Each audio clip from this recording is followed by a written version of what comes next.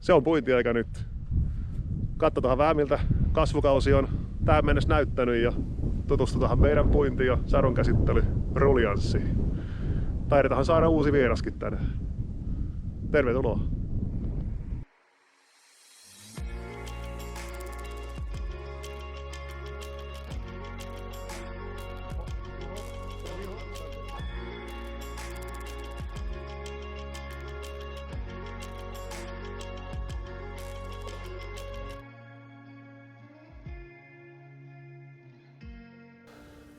No niin, tultiin tänne meidän avenuepellon keskelle ja kukas tänne on mun seuraksi tupsahtanut?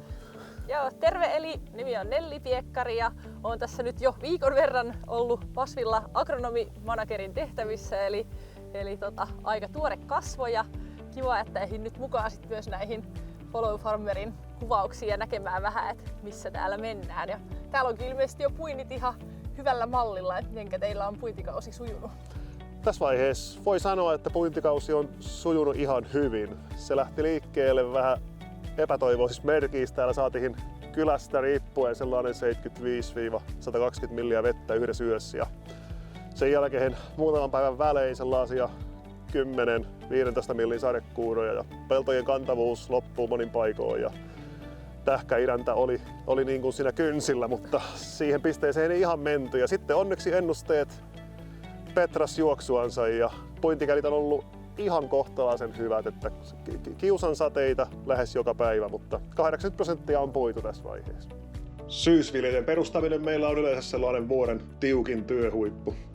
Me ei valitettavasti olla keksitty siihen oikotietä, eli se täytyy tehdä pitkän kaavan mukaan, eli kyntö ja sen jälkeen huolellinen muokkaus. Ja kelit on kuitenkin sallinut se, jotta niiden perustaminen on saatu tehtyä. Ja meillä on nyt siis hybridiruista ja syysruisvehnää molempia kylvössä. Seuraava helpotus sitten saadaan taas keskittyä täysillä puintiin. Mitäs kaikkia kasveja on nyt vielä jäljellä ja mitkä on jo saatu laariin? Joo, eli 20% pinta-alasta puimatta ja siinä on tätä avenuekauraa. Aikaiset kaurat on puitu aikaisemmin ja lisäksi sitten rypsit ja rapsit. Muut on puitu. Kasvukausi on näyttänyt meillä lupaavalta. Eli satoisuus ikkunan aikana vettä saatiin mukavasti, mikä on melkein ollut harvinaista viime vuosina. Ja biomassa on saatu kertymään ja suuri huoli on ollut lako ja lakopaine onkin ollut kova. Siinä on onnistuttu keskimäärin hyvin. On lakoa, mutta sen kanssa on pärjätty. Näyttää siltä, että tällä kasvukaudella yksittäisten kasvien tai lohkojen terävimmät omakohtaiset ennätykset jää tekemättä, mutta keskisato lähentelee kyllä ihan huippua. Lohkokohtaiset sadot on laskenut joka lohkolta, mikä on tähän asti puitu ja punnittu, mutta sellaista yhteenvetoa en ole vielä kasvilajikohtaisesti tehnyt, mutta kyllä 6,5-7 väliin on tässä vaiheessa mahdollisuus. Että 7 tonniakin on onneksi päästy rikkomaan useammalla lohkolla, mikä ei tapahdu läheskään joka vuosi. Hyvältä kuulostaa tässä vaiheessa. Pitäisikö meidän sitten lähteä vähän tutustumaan paremmin tuohon teidän sadonkorjuukalustoon? No niin, mennään puimaan. Yes. Joo. Joo, nyt on päässyt puintihommiin, niin minkälaisella kalustolla teillä tämä sadonkorjuu toteuttaa?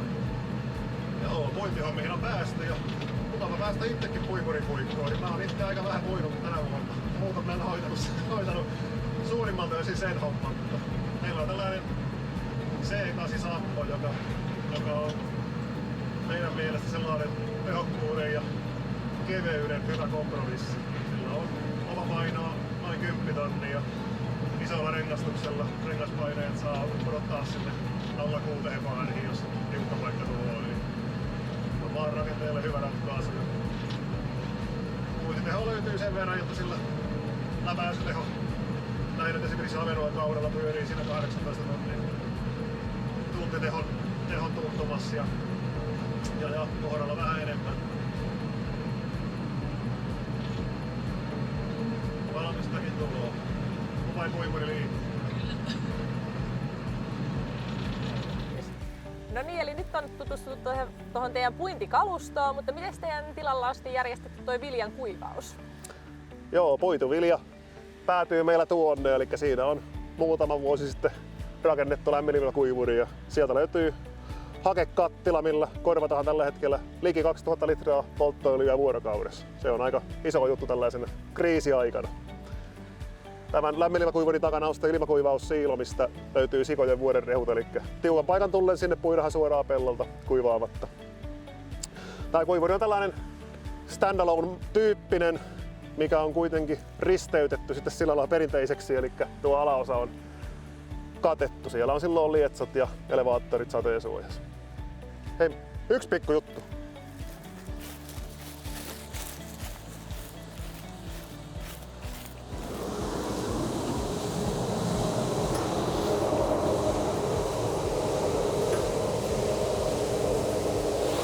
Huipulla yleensä tuuloo.